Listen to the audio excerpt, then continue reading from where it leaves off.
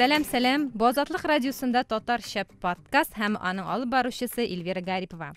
Без бүген татар китаплары, аларның популярлыгы, хатын-кыз авторларының матур әдәбиятны яулап алулары, китап укучыларның ихтыяҗы турында сөйләшербез. Кунакларым танылган язучы, танылган татар язучысы, татар әдәбиятында үзенә күрә бер феномен булган Зифа Кадырова һәм Яшел Үзәннең Мулла Иле авылында мәдәният йорты җитәкчесе, бер көндә калмый китап укучы Рәзинә Сайфетдинова. Хәерле көн, ханымнар, хәерле көн. Хәерле көн. Беләсезме, күзәтүләремчә, соңгы елларда татарлар арасында китап уку арта, китап укучылар арта. Моңа әледән-әле менә бу әдәби марафон уздыруда ярдәм итеп тора кебек, әйме? Һәм китапханәләрнең активлыгы да ярдәм итәдер. Укучының ихтыяҗын канәгатьләндерерлек китаплар бармы? Менә Рәзинә ханым, сездән башлыйм әле. Сез әле нинди китап укыйсыз? Мин бүгенге көндә Нәбира Пагыйматинованың Томнар китабыннан Ачкыш дигән әсәрен укыйм. Һәм мин аны инде үземнең интернет челтәрендә үз стенама һәр көнне язып кертеп барам. Менә сез әдәби марафонда еш катнашасыз һәм көн сайын китап уку ул ялкытмыймы? Аңа вакыт табыламы? Әле бит сез социаль челтәргә элеп барасыз өзекләрен. Безнең 1 октябрьдан әдәби марафонның 13-нчесе башланып китте. Мин шул әдәби марафонның 3-нчесеннән бирле катнашып киләм инде. Һәм 10-нчы әдәби марафоннан бирле, ягъни 1 январдан бирле дип әйтим инде, бер көндә калмыйча мин һәр көнне үземнең синема әсәрдән үзекләр тыгып барам. Ул бик кызык кына килеп чыкты. Мин Гөлсинә Пагалимуллинаның Ефәк кулъяулы китабын укып бара идем. Һәм аны кертеп бардым да 21 көн үткәч минем кертелмичә калган әсәрем калды. Һәм инде мин 2нче көнне дә шуны кертергә уйладым. Һәм 3нче көнне дә минем үземнең интернет челтәрендә китап укучыларым күбәйде, барлыкка килделәр. Һәм алар сорыйлар инде миннән: "Рәзинә, дәвамын кертинде, ахырын кертинде" дип. Менә шулай иттереп дәвам итте инде. Хәзер шул көннән башлап бер көндә калганым юк, ул минем үземә дә кызык булып китте. Мин һәр көнне әсәрләр кертеп барам. Вакыт табыла, нормально. Мин үзем кичкенәдән бирле китаплар укырга бик яратам. Әнием дә бик күп китаплар укый минем. Улларым да китап укыйлар. Китап укый инде ул гаиләдә тәрбияләнәдер дип уйлыйм мин. Менә минем әнием укыган, мин үзем укый һәм минем балаларым укый. Оясында ни күрсә очканда шу була дигән мәкаль дә бар бит әле. Әйе.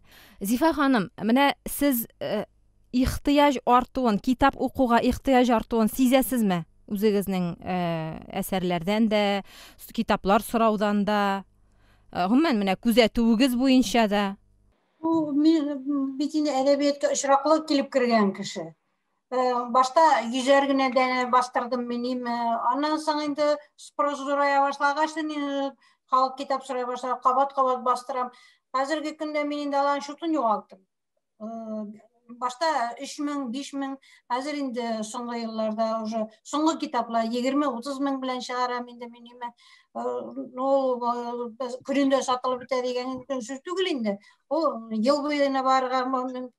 Менә соңгы китап ул 3 ай эчендә 10 меңдән бетте, аның яңадан бастырырга туры килде. Шуңа күрә кеше китап укымый димәс идем. Китапларны менә әле хәзерге күптән түгел кибетләр ябык булды. Ул вакытта без инде почта аркылы җибәрдек. Почта аркылы бик күп кызым эшләде инде.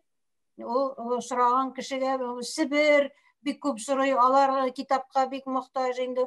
Башкортстан, алар Башкортстанда гомумән халык татарчасында, башкортчасында да укыйлар алар. Башкортча татарча, татарга башкортча берни түгел укуы. Шуңа күрә менә шушы 2 республика һәм шул ук вакытта хәзер килеп кушылды Ульян өлкәсе. Аларда, миңа иң күп ярдәм иткәне матбугат. Менә урынлы газеталарга эшләргә кирәк, яшәргә кирәк. Алар бастыралар минем китапларны. Һәм шуның аркылы мин бик күп таралдым. Шул ук Нижний Новгородта мин белмидер идем. Алар инде 4 ел бастырып киләләр икән, алар инде мин очраклы рәвештә генә белеп калдым. Шул ук вакытта Ульян өлкәсе дә бастырып ята икән. Менә шулай да Мәскәү якларына да, әле тагын кайларда бардыр. Мин белеп бетерә алмыйм. Но китаплар чит илгә дә киттеләр инде. Чит илдән кайткан бер татар алып китә моннан китаплар. Менә бу бастырып ята дисез. Сез аның авторлык хукуклары дип даулап йөрмисезме? Белмим, сезгә аның өчен бер гонорар булса да бирәләрме алар? Безнең татарда сорап тору юк. Рәхмәт әйт бастырганга диләр. Даулашып йөргән юк. Безнең татарда ярамый бит инде. Судлашырга, тиргәшергә, нитергә.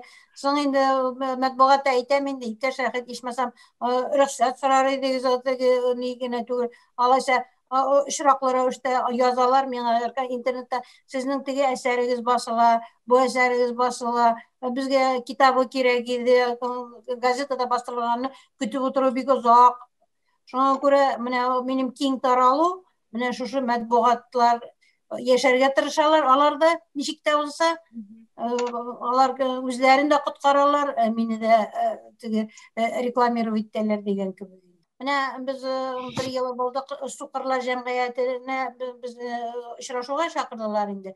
Аннан мин килдем дә, әйтәм, бу Сукырлар белән нәрсә турында сөйләшим, мин бит алар бит укымаган, белмиләр дип уйлыйм. Оказывается, ул китаплар инде күптәннән уже беренче елларында ук чыккан, теге Сукырлар укый торган бөтен китапларда бар. Елабуганда менә Сукырлар җәмгыяте анда тәнәфис вакытында укыйлар диләр инде эшләгән кешеләргә. Булай бөтен китапта уже бастырып чыгарылган булып чыкты. Мин генә белмәгән. Булай сез ничек таратасыз китапларны? Почта аша булды дидегез инде. Үзегез китап кибетләренә керү бармы? Әлбәттә, ул китап кибетләре юк районнарда, авылларда гомумән юк китап кибетләре. Бөтен кеше Казанга, Чаллыга. Мин бит менә очрашуларга күп йөрим инде. Шушы 10 ел эчендә 200-гә якын населенный менә район, авыллар, кичкенә авыллар. Алар китап кичкенә авылларда мин шакатам. Анда теге иң соңгы килгән китаплар, акчачаклар, шуны современный китаплар юк та анда. Шуңа күрә мин йөргән җирдә һәр вакыт үзем белән китап алып йөрим. Шул китап сату оештырабыз, автографлар оештырабыз. Халык шул хәтлек сусап, ябышып китап ала. Юк авылларда, районнарда юк. Безнең Чаллыда менә бер 3-4 кеше шөгыльләнә, шушы китап сату бизнесы инде ул. Районнарның бөтенсендә дә юк. Татарстанның җыйнысы алганда мин белгәне генә, может, бер 5-6 гына район моның белән шөгыльләнәдер. Районнарда китап кибете юк. Каян алсын кеше? Рәзинә ханым, менә сез каян китап аласыз? Каян юллап йөрисезме? Яңа китаплар чыкканын каян беләсез? Мин китапларны күбрәк сатып алам. Һәр әдәби марафон финалына барган сайын минем китапсыз кайтканым юк. Менә бит инде ул 12 тапкыр булды безнең әдәби марафон. Шуның финалына барган сайын китап алып кайтсаң да, ул 12 китап дигән сүз бит. Шуңа күрә китапларны күбрәк сатып алам. Китапның тәмен тою өчен аны кулыңа алып, кыштырдатып укыйсын яратам. Мин нәкъ шулай эшлим. Китапны кулыма алып, аны рәхәтләнеп укыйм, күңелемә рәхәтлек, ләззәт табам китап укуымнан. Китапханә бармы сезнең авылда һәм анда китаплар яңарып торамы, кайтып торамы? Яки районга бәлки барасыздыр. Авылыбызда китапханә без бар, мәдәният йорты белән янәшә. Китапханәбезнең фонды бик бай, анда төрле яңа китаплар кайта. Кайткан сайын аннан да алырга тырышам яңа китапларны. Бу Азатлык радиосында татарча подкаст һәм без Зифа Кадирова һәм Рәзинә Сайфетдинова белән татар китаплары, китап укучыларның ихтыяҗы турында сөйләшәбез.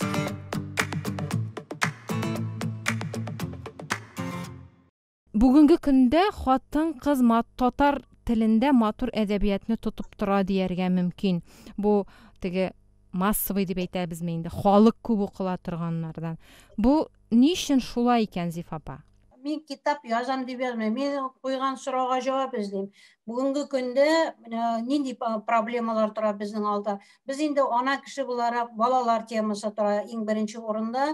Тұрмышны күзетесің. Мен енді өзім ират арасында эшләгәнче шу ират балалар арасында көп кайнашкан кеше нинди сұрау қоясың? Біз бүгінгі күнге шул қойған сұрауларға жауап іздейм. Не үшін балалар бүгінгі күнде ата-анадан үстінлік алдылар? Қайда біздің ялғышыбыз? Нәрсе болды біздің балаларға? Не үшін ата-ананы санамай башладылар? Бұл міне гади генә тойылган әйбер ул, әмма ләкин ата-ана роле бик аска тәгәрәп төшеп бара. Біз өзіміздің ата-аналарны нинди шул хәтле ең югары кеше итеп күреп үскән кешеләргә моны аңлау бик кыен. Без какой-то европейский нигә яраклашып барабыз. Әнисез дә, әтисез дә яшәп була. Әмма ләкин андый балаларда күргән бар, алар кире гаиләгә кайталар. Әти әнинең кирәклеген аңлар өчен ниндидер бик авыр кичерешләр үткәрергә кирәктер. Менә мин күзәткән ниләрдән шушы сорауларга җавап эзлим. Теге китап язам, кемнеңдер ушналайм дигән әйбер түгел. Көндәлек проблема менә бу, көндәлек туган сорау гына. Һәм менә шушы әйбер халыкка да ошый, һәм алар кем үз язмышын күрәйме, кем башка кешенең язмышын күрә, һәм шуның белән сез менә бу хатын-кыз язучылар алдырадыр да инде. Кем белгән инде. Менә Рәзинә ханым, сез иң үзегезнең белмим башкаларга да менә киңәш итәрдәй китапларны атый аласызмы бүгенге көндә? Бүгенге көндә татар авторларының, мәсәлән, Зифа Кадырованың Көтеп узган гомер, Бәхеткә юл кайдан, мин аларны бик җылый укыдым. Таң менә әллә ничә кат укыдым ул китапларны. Гөлсинә Галимуллинаның Ифәк кулъяулык, Гүзәл Галлямованың Зандашлар китабы, Ялгыз көймә, Гөлнур апа Изатулланың Бәхет кошын бик яратып укыдым. Рәвилә Шәйдуллина Моратның Ялантауга ай кунган бик матур китап. Айгөл Әхмәтгалиеваның Ак читек. Фәүзия Бәйрәмованың китапларында бик яратып укыйм. Аның бит инде әсәрләре милләтебезнең йөз аклыгы. Алар татарның йөрәген дә, масштабын да аңларга ярдәм итә. Менә мин хәзер санап үткән авторларның иҗаты, минем уйлавымча, алар югары дәрәҗәдә. Менә шул китапларны тәкъдим итәр идем укырга. Бездә татар әдәбиятында юк дәрәҗәдә дигән non-fiction дип әйтәләр инде хәзерге заманда әсәрләр, ягъни психология турында, белмим, сәяхәтләр турында, ягъни медицина, ниндидер дизайн, бакчачылык, менә шундый китаплар татар теленә алар тәрҗемә дә ителми, һәм татар телендә булай теге кемдер үзебезнең авторларда язып чыгармый. Хәзер рус телендә бик популяр Лапковский кебек психологларның китаплары, әйме, аннары чит илдән тәрҗемә ителгән шәхес үсеше турында китаплар, анда күпме ничек уңышка ирешергә, ничек акча тупларга, ничек миллионер булырга, белмим. Менә шундый китаплар бездә берәр качан булырмы? Һәм моңа булса алар укылырлар иде микән? Андый китаплар тоже, беләсезме, андый китапларда кирәк, менә бу психологияны бөтен кеше дә укый алмый, конечно. Мин шул китапларны укыган кешеләрне күргәнем бар, алар белән очрашып аралашканым бар. Алар психологияны шул хәтле кирип китеп өйрәнәләр. Моңа бөтен кеше дә сәләтле түгел бит, ул хәтле тирән өйрәнергә. Мин менә теге Марат Кабиров бик көчле язучы. Менә ул психологияга, аннан фәлсәфи нигә бик бирелә буга инде. Мистиканы ярата инде ул язырга. Әллә ни теге ана күп дип әйтә алмыйм. Мин ул хәтле кеше күп белмим. Менә сез Зифа апа бер интервьюда әйткән идегез, мин Марат Кабировны укыр алдыннан старт мәйданчыгы, стартовый площадка кебек дип. Кемдер мине укый, башта кемдер гәзит журнал гына укый, аннары Зифа Кадырованы укырга күчә, һәм аннары Марат Кабировны бәлки, белмим, башка тарихи романнар күчерергә мин ярдәм итә алам дигән кебегрәк. Стартовый площадка, әйе, кеше бит укый үсә, сразу берәүдә психологияны ябышып укый алмый. гади генә мин үзем белгән кешеләр арасыннан гына әйтәм, газетаның даже купи продайын гына укыган кешеләр бар, анда отдел бар, купи продай. Менә шуны гына укыйлар, Но шул ук вакытта авылларга мин очрашуларга йөри башлагач, әле 10 еллар элек, кешеләр без газетаның хәзер газетада бастырыла башлады минем әсәрләр, матбугат миңа нык ярдәм итте. Мин әйтим, миңа ярдәм итмәде. Матбугатта басыла башлагач, район газеталарының ниләрендә кешеләр шуны укый башладылар. Күрәсең, менә бу ул бит инде шушы газетадан укыды, анан китабын эзләп башлады. Минем бер китапны алып укыган кеше калганнарын уже үзләре эзләп алып укыйлар алар. Олы кешеләр үзләре әйтәләр, мин бер кайчанда китап укыган кеше түгел, менә сез мине китапка китердегез. Минем укыйсым килә хәзер, миңа тагын китап кирәк диләр, Шул ук вакытта мин үзем чыккан вакытта читкә, очрашуларга йөргән вакытта мин үзебезнең арада менә шушында булган язучыларның әйберләрен алып чыгам, алып чыгам мин аларга. Мин менә Фаил Шафигуллинның хикәяләрен укырга яратам, халыкка. Анда язучы менә Башкортстан ягына чыгып киткән язучылар, без татар язучылар күбесе аны белүче юк. Шуңа күрә мин тырышам инде үзем белән кемнең дә булса бер язучыны алып чыгып, әсәрен рекламировать итәргә ул кирәк. Ул бер-береңә ярдәм итү кирәк. Шул ук вакытта яхшы китапны бит бирәсе килә. Менә шундый китап бар, шуны табып укыгыз әле дигән теләктә, Берсендә мин бер шигырь китабы алып бардым. Безнең Чаллыда яши инде бик көчле Айрат Суфиянов дигән шагыйрь. Мин шуның китабын алып бардым да бер шигырен укыдым очрашуда, Азактан шуны очрашу биткәч, ул китап берәү генә, миндә очрашуда укый торган гына. Ябыштылар, сат шул китапны миңа, сат дип. Менә безгә барыбызга да реклама кирәк бар. Шунсыз булмый. Бер-береңә ярдәм итәргә кирәк. Язучылар арасында көнчелек булырга тиеш түгел. Бер-береңә әзрәк кенә ярдәм итеп. Ни өчен менә мин Башкортстанга чыгам, Башкортстанга чыккан вакытта кемне дә булса алып чыгам.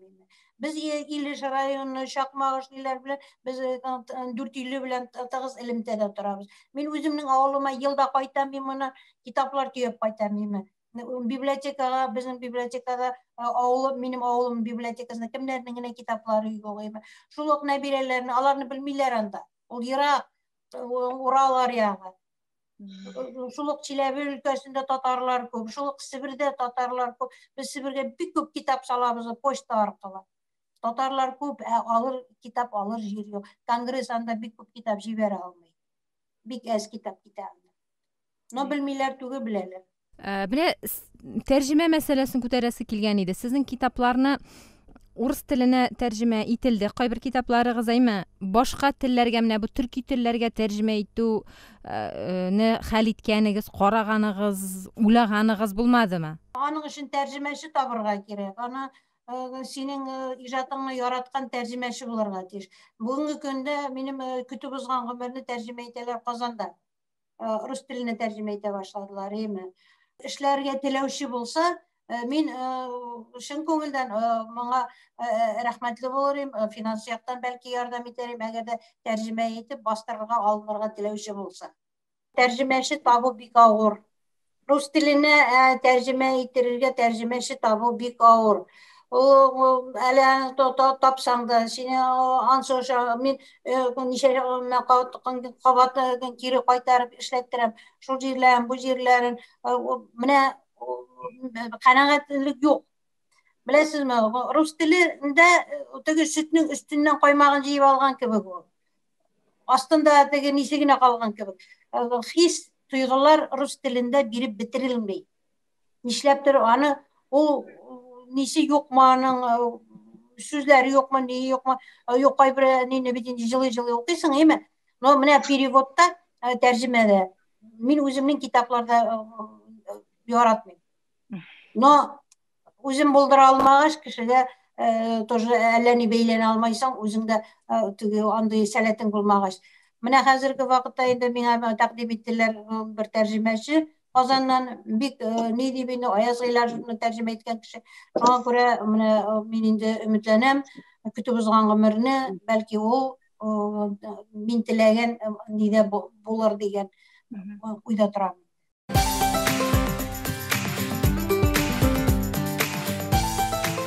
Азатлык радиосы, Татарча подкаст. Подкастны яздырыр алдыннан без берничә китапханәче белән сөйләштек. Алардан иң популяр китаплар, иң соралган китаплар, авторлар турында белештек. Барысы да бер төрлерәк фамилиялар әйтте. Саба районы үзәкләштерелгән китапханәләр система җитәкчесе Ләйсән Билалованы тыңлап үтигәнем. Менә безнең районда китап укымыйлар дигән кешегә мин әйтәм, Сабага килеп карагыз әле дип инде. Менә һәр китапның үзенең укучысы бар. Тарихи әсәрләрнең дә, шигъриятның да, менә авылда инде һәрвакыт шундый сүз ишетергә туры килә, шигырь укымыйлар дип. Менә һич кенә дә дөрес түгел ул. Авылларга, мәсәлән, безнең Саба районында Иләбәр дигән авыл бар. Бик матур авыл, авыл халкы бик актив, алар китапханәгә йөриләр. Менә бу авылларда шигырь китабы җиткереп булмый, мәсәлән, бу авылда. Менә теге иң кызыксынып укыла торган яңа китаплары көтеп алына торган дип Гөлсинә Галимуллинаны инде мин атар идем. Безнең райондашыбыз.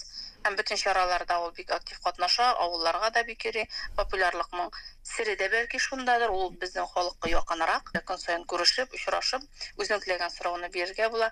Зифа Кадырова да бик яратып укыла. Әсәрләр кабат-кабат укыла. Айгөл Әхмәтгалиеваны әйтми булмый. Ул ак читек. Безнең райондашларны бик елатты. Күңелләренә тиде, менә ул шундый матур әсәр. Инде кемне дип әйтим, белмим, Әмирхан Еникинны бик яратып укый, стиле бай. Гомәр Бәширов, Мөхәммәд Мәхтиев һаман менә бүгенге көндә дә без аны кабат-кабат укыйбыз. Рабит Батулла, Данил Салиховны да менә бу чукрак чыккач, без бүтәнебез аны укып үзара фикер алыштык. Рауилә Шайдуллина бүтән әсәрен Карт Шомыртка тирәсе чыкты, инде аны районыбызда ул безнең эзгенә менә яңадан сатып алу җаен ничек тә карарга тырышабыз. Менә классик язучыларның берсендә мин кире куясым килмәй. Рабит Батулланы да укыйбыз, гомә фикер алышабыз. Ояз Гыйләҗевне кабат укып чыгабыз. Фәнис Яруллин кулдан төшмәй.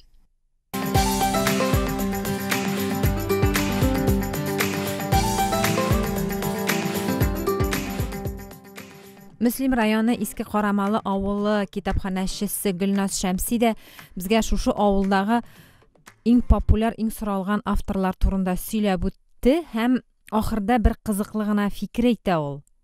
Шул хакта сөйләшеп алырбыз әле. Бүгенге көндә китапханәдә кеше сорап ала торган 3 хатын-кызны атар идем мин. Әлбәттә, ул Гөлсинә Галимуллина, Айгөл Әхмәтгалиева һәм Зифа Кадырова. Ләкин Зифа апаның да, Айгөлнең дә чыгарган соңгы китапларындан ничек дип әйтим, ниндидер канәгатьсезлек калды. Нәрсәдә хикмәт? Менә минем үземнең иң яраткан язучым ул Габдрахман Әбсәләмов, Әмирхан Еники. Ак чәчәкләрне генә алыйк. Гөлшәһидә нинди генә авырлыклар күрсә дә, аның сөюе җиңүгә китерә. Ул Мансур белән гаилә кора. Безнең хатын-кызларыбыз язган китапларда авыру, рак, йөрәк авырулары һәм нәтиҗәдә китапның азагы күңелсез, үлем белә бетә. Без үлем белә бүген булай да көн саен күрешеп, янәшә яшибез. Кешедә авыр хисләр булай да булган.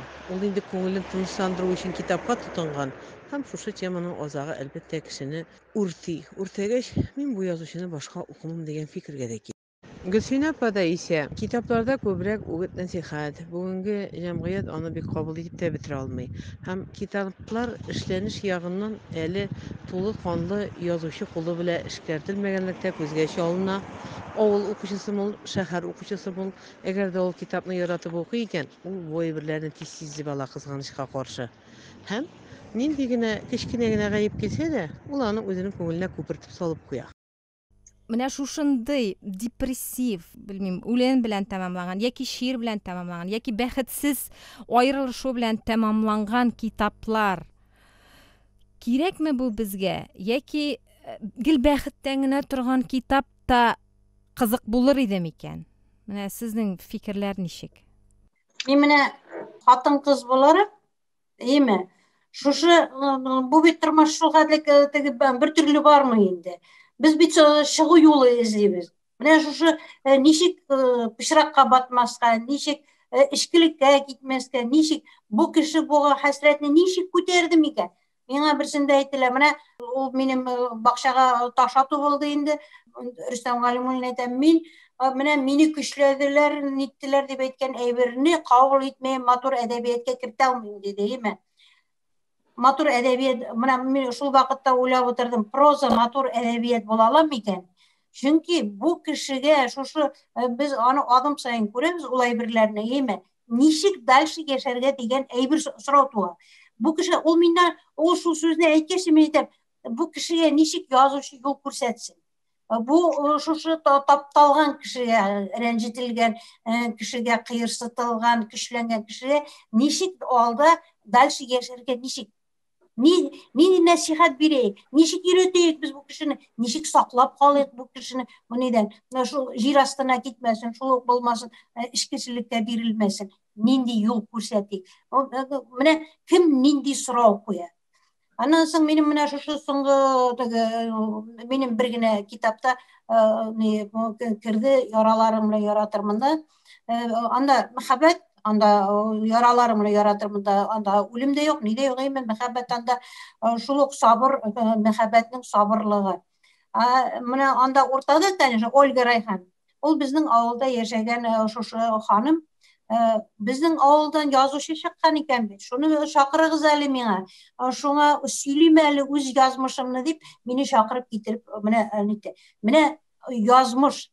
Шушы гарип калган баласын гомер буе карый. Югалта, бүтүнесен югалта. Ул уйлап табылган әйбер түгел, Ул миңа шушы сеңлем яз әле минем язмышны. Кемгәдер бәлки ни булыр. Менә тик торганда ике улын да югалта, ире сеңлесе белән чыгып китә. Менә шул хәтлек тетрәндергеч, шул ук әйбер, менә нәрсәсе кызык. Авылда бит халык арасында яши Ольга. Һәркем шуның икърына үтеп бергә эшлиләр, бергә итәләр. Ольганың язмышы күпләр өчен. Булган икән, биткән икән. Без менә күп кенә әйбергә тегендә тегеләй булган икән, булай булган. Пока үзеңә кагылмаенча. Китап чыккачтын авыл халкы аның өйен барып кара. Чөнки өй ялгыз калды. Мин киткәннән соң 2 айдан соң Ольга апа үлде. Һәм аның ана шул акылга җиңел бер баласы калды. Аны жүләрләр йортына киттеләр. Һәм бу өй, шу зур өй, ул хыялланып алган зур өй ялгыз тора шушы олы урам уртасында. Ул менә Ольга апаның теләп яздырган әйберсе. Юкса минем китапларда ул тормыш бит бик матур гына бармы инде, ул матур гына барса, аның нәрсәсен язасың инде. Кешене һәр вакыт өметләндереп кенә булмый, бәхет үзенә үзе килә ул дип. Бәхет үзенә килми ул, аны тырышып үзең ниндидер юлын эзләмәсәң. Күптән түгел минем менә кинода чыкты. Сөмбел. Әле ул чыгып беттеме? Чыкты инде, без аның премьерасын карадык инде. Мине нидә калдыгыз дисәгез инде, как будто ул безнең яшьлекне уралыдан. Менә мин яздым безнең яшьлекне, анда куелган уже безнең оныкларның яшьлеге дияргә була. Шуның белән мин без теләгәнчә түгел. Каршылык булды инде, фикер ниндидер бар. Бик күп бар.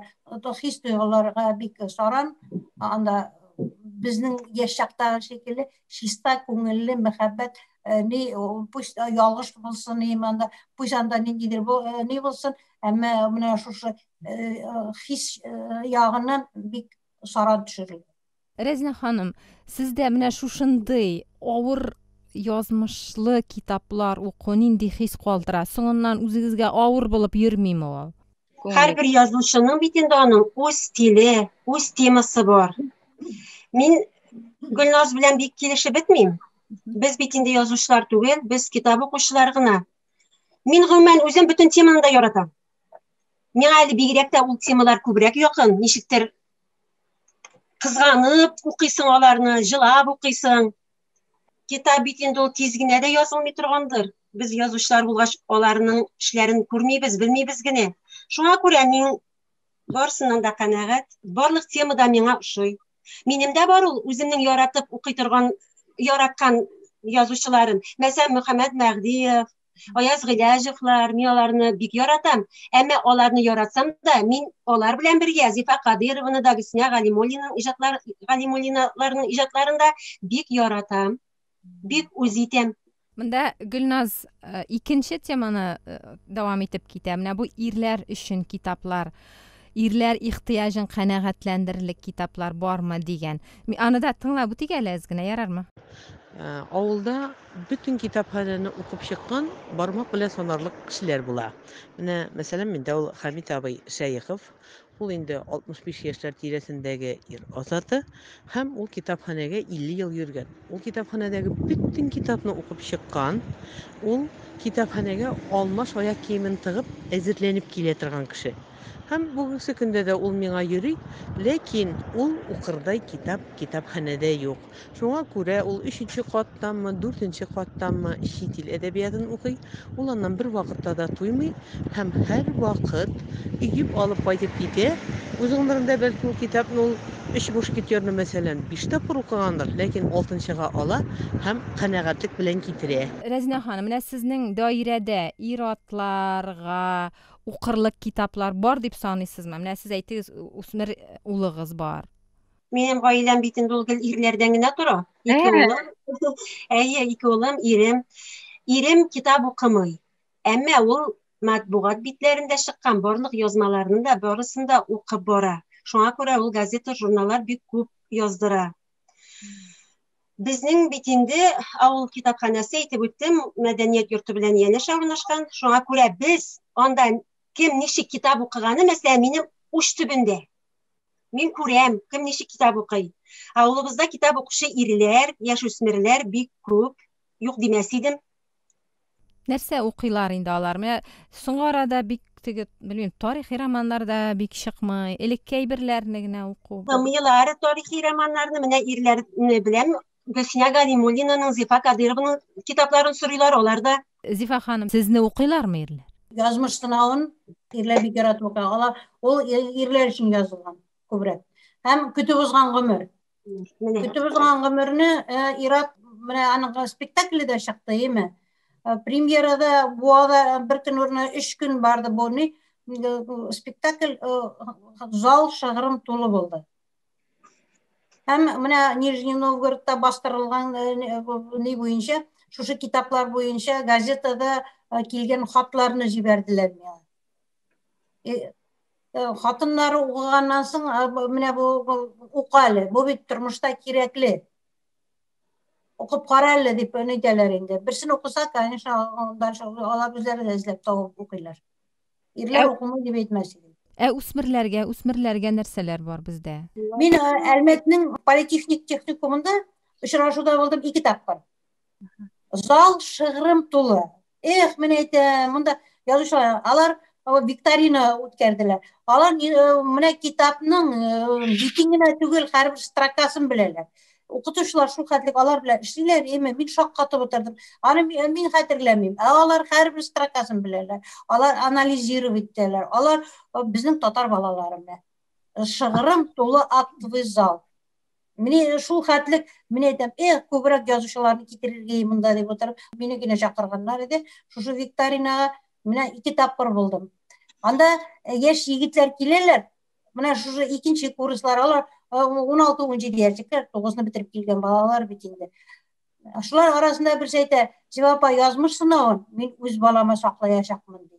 Менә 16 яшьлек җегетнең сүзе, име? Язмыш сынавы китап, үз балама, үз улыма саклап укытачакмын. Тормышта нинди хәлләр булмый ди. Китап укырга теләүче үсмерләр бар дигән сүз бит инде бу, име? Яшь кызлар бар инде, име? Барыбер алар укыйлар. Әгәр дә татар әдәбияты аларга үзләренә кирәк, аларның ихтыяҗын канәгатьләндерерлек материал бирми икән, алар урыс әдәбиятына күчә, чит ил әдәбиятына күчәчәк. Безнең хәзерге подростклар турында мин яза алмыйм, чөнки мин аларны белмим. Юк инде, бөтен кеше өчен дә сез яза алмыйсыз бит инде. Юк, мин үз буыным өчен, балалар өчен әле язарга була, име? Әмма ләкин менә бу именно подростклар темасы, мин аларны белмим. Чөнки бик катлаулы, бик аңлар. Без бит ул вакытта эшләдек, шушы үзара аралашып, шул хәтле матур яшәгән заманда без балалар менә кызганыч, безнең балалар шул безнең үткән яшьлекнең матурлыгын күрмиләр. Аларда хәзер һәрвакыт ниндидер кызыксыну, чиста кешелекле кызыксыну юк дип әйтәм. Әле нәрсә аңлап булмый. Бәлки, менә шуның өчен дә үсмерләр өчен, белмим инде, үсмерләр өчен әсәрләр юктыр. Менә бүгенге безнең буында, сезнең буында аларны аңлый алмый, аларны аңлап яза алмыйдыр. Бәлки, шул проблема да бардыр, чөнки упкын бик зур кебек хәзерге вакытта. Яшь ират язучылар булса, бәлки язырлар иде. Менә мин аларны һич тә аңламыйм. Рәсинә ханым, менә сез үсмер егетләр үстерүче кеше буларак, менә нинди әсәрләрне укырлар иде алар? Һәм нинди әсәрләр булсын иде татар телендә алар өчен? Минем инде ишеткәнем бар. Хәзерге балалар китап укымый диләр. Бу сүзләр белән мин бөтенләйгә дә килешмим. Өйрәтсәң укыйлар. Бала укымый икән, димәк, әти-әнисе тәрбияли белмәгән дигән сүз. Димәк, өендә китап укымыйлар. Мәктәп тәрбияләсен диләр. Ә мәктәп бит баланы тәрбияләргә тиеш түгел, мәктәп бит балага белем бирергә тиеш. Шуны да аңласыннар иде. Гомумән мин бу сүз белән килешмим. Баланы кызыксындыра белергә кирәк. Китап укуның никадәр ләззәт, нихәтле тирән белем бирүенә төшендерергә кирәк адәм баласын. Әйтеп уздым, минем улым әдәби марафонда катнаша дип. Ул да балалар китапларына бик тартылмый. Аңа мин укыган китаплар күбрәк кызык. Аларны сорап укый миннән. Менә бу теге Гарри Поттер кебек китаплар. Китаплар бөтенләйгә дә укымый. Әйтәм бит, мин укыган китапларны сорап укый. Аны кызыксындырмый андый китаплар.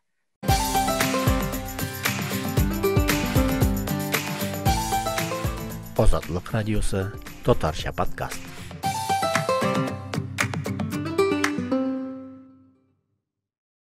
Татар телен саклау дигәндә без инде зыялы кешеләр, язучылар, нидә булса эшләр дип өмет итәбез, әйме? Менә бу мәктәпләрдә татар телен эзләп прокурорлар йөргәндә дә язучылар дәшмәде дигән үпкәләүләр булды.